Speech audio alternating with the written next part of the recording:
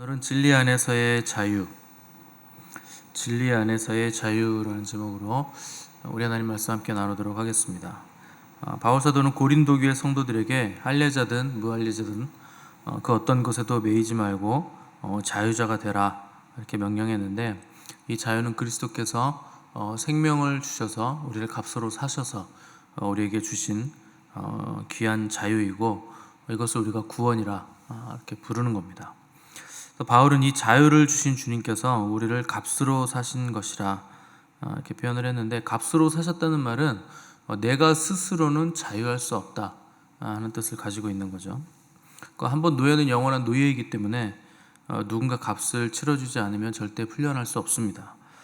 특별히 인간은 죄에 대해 하늘과 땅의 모든 죄를 다 지었기 때문에 절대 자기 스스로의 힘으로는 이 죄의 노예됨에서 벗어날 수 없는데, 우리 주님께서 자기 생명을 버려 값으로 사셔서 우리가 자유를 얻게 됐다는 겁니다.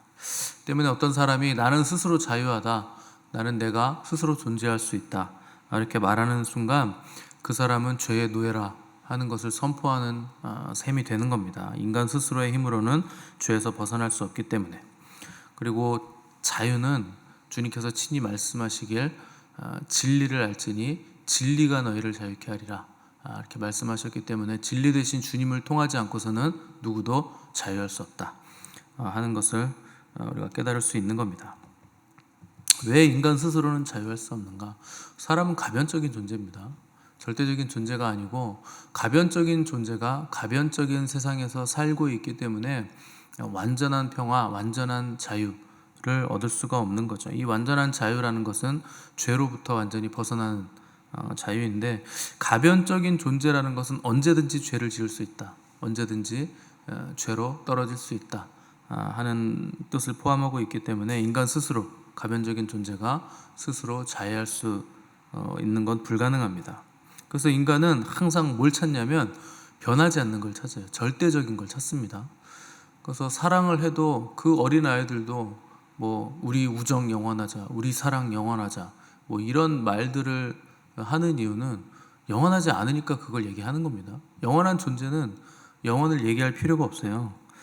근데 우리는 인간이기 때문에 변하죠. 그래서 항상 가변성을 가지고 있기 때문에 가변적이지 않은 것에 대한 사모함이 있죠. 그래서 우리는 사랑이 변하지 않길 바라고, 사업도 변함없이 잘 되기를 바라고, 자기 마음은 조석감만으로 변하면서 다른 사람의 마음은 변하지 않기를 원하는 굉장히 이율배반적인 생각도 하기도 하죠. 근데 내 마음도 내가 어떻게 못하는데 다른 사람이라고 마음이 한결같겠습니까? 당연히 사람 누구나 변하죠. 그래서 혹시나 변하지 않을까 싶어서 땅도 사보고 집도 사보고 하는데, 땅은 변하지 않습니다. 그런데 땅값이 변해요.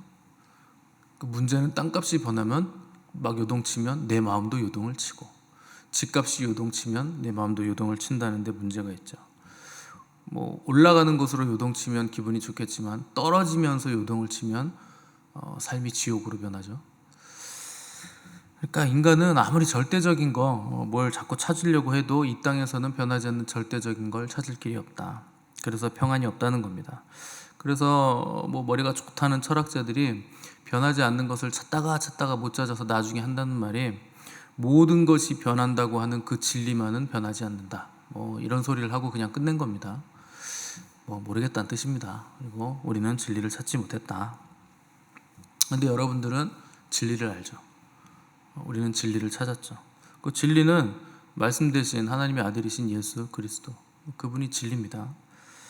만일 여러분들이 영원한 진리를 발견했고 그 진리를 믿으신다면 세상 그 어떤 똑똑한 철학자들보다 굉장한 발견을 하신 겁니다. 그런데 그 발견으로만 끝나면 안 되고, 더 중요한 건 거기서 더 나아가야 돼요.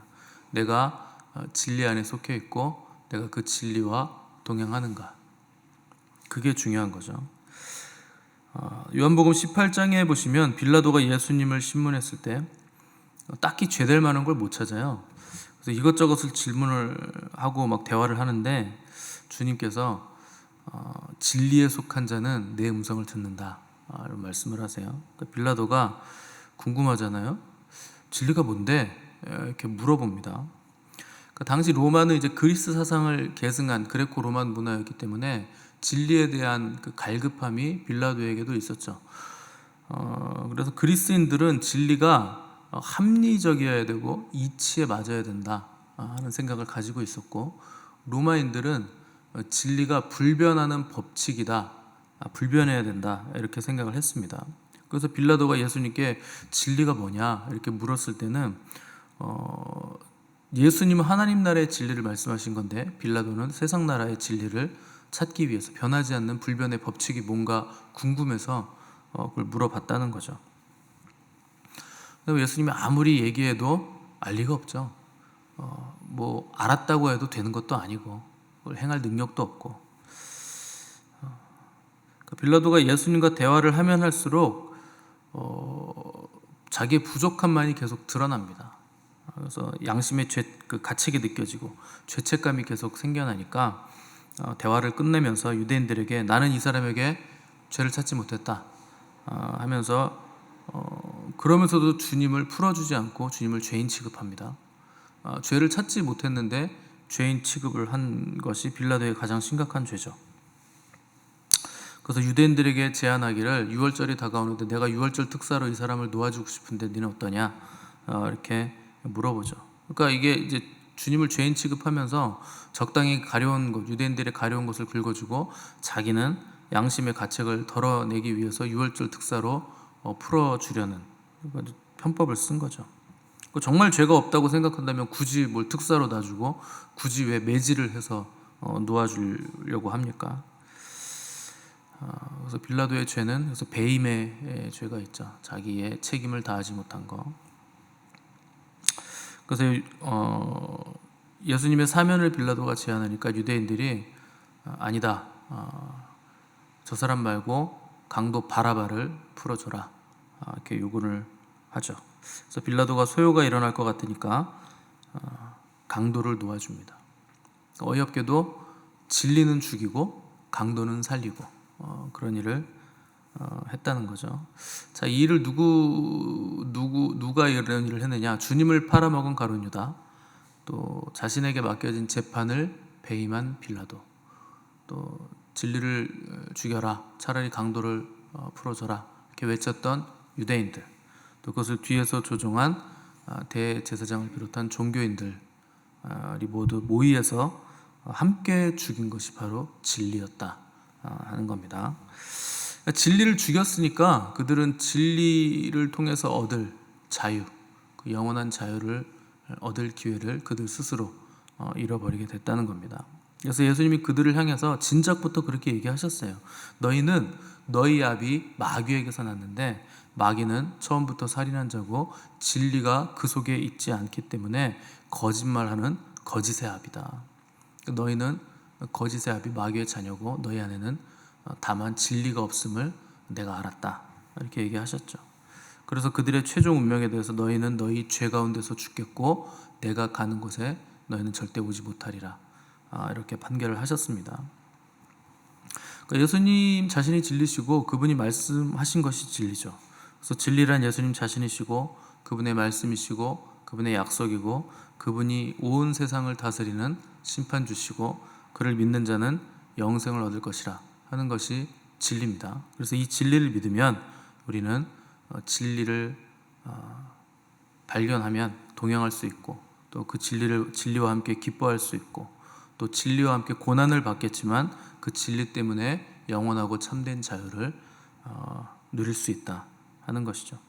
그래서 오직 남은 자들만이 이 진리에 대한 마음을 지킬 것이고 이 진리와 함께 영원히 끝까지 동행하게 될 것이다. 그래서 이 남은 자들을 하나님의 인 맞은 사람들이라 계시록에서는 그렇게 표현을 하는 겁니다. 또 하나님의 계명과 예수에 대한 믿음을 지킨 자들이라 이렇게도 표현을 하는 거죠. 그래서 초대교회 성도들을 생각해 보면 끝까지 진리를 고수하는 일에 생명 다해서 열심을 냈죠.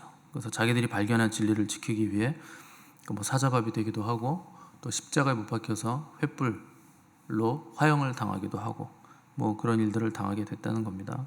왜 그렇게 했는가? 보화를 발견했기 때문에 그런 거예요. 그러니까 이 진리를 끝까지 지키면서 타협하지 않는 사람들은 정말 진리를 발견한 겁니다. 밭에 감추인 보화를 발견했기 때문에 내가 가진 모든 것을 다 팔아서 그 밭에 감추인 보화를 얻기 위해서 밭을 사는 거죠. 빌라도는 주님과 대화할 때 제법 그럴듯한 말투로 대화를 했는데 엄포를 놓기도 했습니다. 내가 너를 살릴 권세도 있고 죽일 권세가 있음을 너 모르겠냐? 이렇게 물어보죠.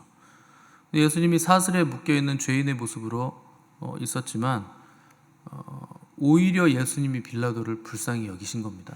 그래서 진리에 대해서 얘기를 해도 너는 못 알아듣는다. 나는 하늘에 속했고 너는 땅의 나라에 속한 자 아니냐, 이렇게 말씀을 하시면서 측은히 바라보신 거죠. 그 생각을 해보세요. 빌라도 앞에 서 있는 묶여있는 예수님과 예수님 앞에 서 있는 빌라도와 누가 더 자유했을까요?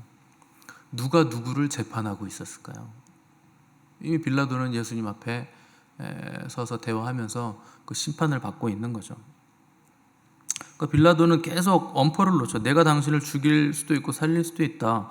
왜 나한테 빌지 않느냐? 왜 살려달라고 말하지 않느냐?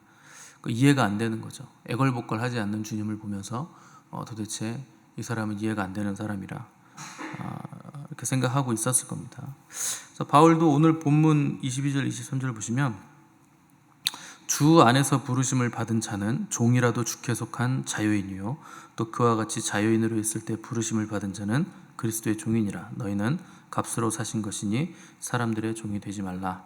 이렇게 명령을 했죠. 그러니까 진리 되신 그리스도께서 세상 권세자 빌라도 앞에서 당당하셨던 것처럼 진리에 속한 너희는 세상에 속하거나 세상 사람들에게 속하지 말아라. 너희는 세상 권세 앞에서 당당하게 우리 주님처럼 서 있을 수 있어야 된다 하는 것이죠. 왜냐하면 우리는 세상에 묶인 사람들이 아니라 주님께 진리에 묶인 사람들이기 때문에 그러한 거죠. 사람에게 묶이면 피곤하고 지칩니다. 사람처럼 피곤한 존재가 없어요. 근데 진리 되신 주님에게 묶이면 독수리의 날개침 같은 샘을 얻게 되는 것이죠. 오늘 부른 찬송이 어느 민족 누구에게나 결단할 때가 있다. 이게 이제 종교개혁에 관한 찬송입니다. 내주는 강한 성이요 하고 이 찬송이 종교개혁에 관한 찬송인데 10월 31일이 종교개혁 기념일이죠. 다음 달이죠. 근데 종교개혁을 일으킨 사람들을 보면 그 진리를 위해서 목숨을 거는 겁니다. 전 세계 모든 교회를 상대로 루터 혼자서 싸우는 거예요. 그렇게 해서 종교개혁이 일어난 거죠. 아무리 성경을 보고 또 봐도 너희들이 말하는 것은 진리가 아니라 하는 것을 깨달았다는 거죠. 그래서 루터는 오직 믿음, 오직 성경, 오직 은혜로 구원받는 거다. 사람이 어떤 행위와 공로로 그 로마 카톨릭이 말하는 그런 것으로 고해성사를 하면서 신부님 제가 오늘 이런 죄를 생각으로 지었는데 이걸 어떻게 용서를 받겠습니까? 하면요 사제가 형제요 오늘 가서 금식하면서 일주일 동안 주기도문을 하루에 50번씩 외우고 여기 성당에 있는 계단을 주기도문 한 번 외우고 무릎으로 하나 올라가고 주기도문 한 번 외우고 무릎으로 또 한 번 올라가고 그걸 하라고 루터에게 시켰다는 거예요. 고해성사를 했을 때 그걸 왜 그런 걸 자꾸 시키느냐? 그걸 통해서 말하자면 죄를 지워주는 거죠. 이걸 하면 죄가 없어진다. 그러니까 사제가 죄를 사하는 어떤 방법들을 성도들에게 제시해 주면서 그렇게 죄가 사해지고 그렇게 해서 천국 간다. 또 없는 연옥이라는 걸 만들어 가지고 남은 죄는 연옥에서 까고 한 5만 년 정도 있다가 다 까지면 그 다음에 천국 간다. 이런 식으로 해가지고 연옥의 기간을 짧게 하기 위해서 헌금을 받고 이런 이상한 종교를 만들어놨기 때문에 성경을 봐도 아무리 찾아봐도 그런 내용이 없거든요. 그러니까 종교개혁자들이 진리를 붙잡고 개혁을 일으켰다는 거죠. 그런데 전 세계를 상대로 혼자서 그렇게 개혁을 일으키는 일이 어떻게 가능했는가? 진리를 붙잡았기 때문에 그게 가능했다는 겁니다. 두렵고 떨리는 일이죠. 전 세계 교회를 상대로 혼자 싸울 수 있겠는가? 근데 그렇게 했다는 겁니다. 왜냐하면 진리의 가치를 아는 거예요. 세상은 금방 지나갑니다. 엊그저께 청년 같았잖아요. 그렇게 금방 지나가잖아요. 남은 시간도 더 빨리 갈 것이죠. 그러면은 주님 앞에 서야 됩니다. 그럼 내가 무엇을 붙잡고 살았는가를 계수를 해야죠. 세상을 붙잡고 살았는가, 진리 되신 주님을 붙잡고 살았는가. 많이 남은 것 같겠지만 얼마 안 남았고, 실제로 많이 남았다고 해도 그 전에 주님이 오실 수도 있고, 그러니까 결국에 얼마 안 남았죠. 세상은요, 달면 삼키고 쓰면 뱉습니다. 내 편인 듯 하지만 결국 뒤통수를 치죠. 그게 세상이에요. 그러니까 변하지 않는 분은 우리 주님밖에 없으신 거예요.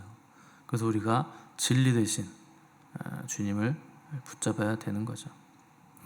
우리는 우리의 것이 아닙니다. 주님께서 우리를 값으로 사셨기 때문에 우리는 주님의 것입니다. 그러니 여러분 힘을 내셔서 주님을 붙잡으시기 바랍니다. 진리 되신 주님과 그분의 말씀을 붙잡으셔야 돼요. 세상이 다 아니라고 해도 주님께서 맞다 하면 그 길로 가는 거예요. 하나님이 계시기 때문에, 주님이 계시기 때문에. 그분이 계시지 않는다면 여러분 포기하셔도 됩니다. 그분이 계시잖아요. 여전히 계시고 영원히 계시잖아요. 그러니까 우리는 끝까지 그 진리의 길을 가는 거죠. 그래서 주님께서 말씀하시길 주께서 심지가 견고한 자를 평강으로 붙드신다. 그래서 끝까지 주님을 바라보고 주님을 신뢰하고 주님을 붙드는 자들에게 참된 자유와 평안이 임하게 된다는 겁니다. 그래서 우리는 지금 준비될 때죠. 지금은 뭐 여기저기 놀러 다니고 뭐 좋은 거 찾으러 다니고 이렇게 할 때가 아니에요. 준비된 자들에게 영광이 임하는 겁니다. 준비된 자들에게 평안이지 준비 안 된 자들에게는 심판이에요. 주님이 오시면 준비된 자들에게 기쁨이고 축제가 되는 겁니다. 그래서 지금 우리가 준비돼야 될 때입니다. 그래서 여러분 끝까지 힘을 잃지 마시고 또 서로가 서로에게 힘이 되어 주셔서 영광에서 영광으로 나아가는 우리 교회 또 복된 성도들이 되시기를 간절히 바랍니다. 우리 함께 기도하겠습니다.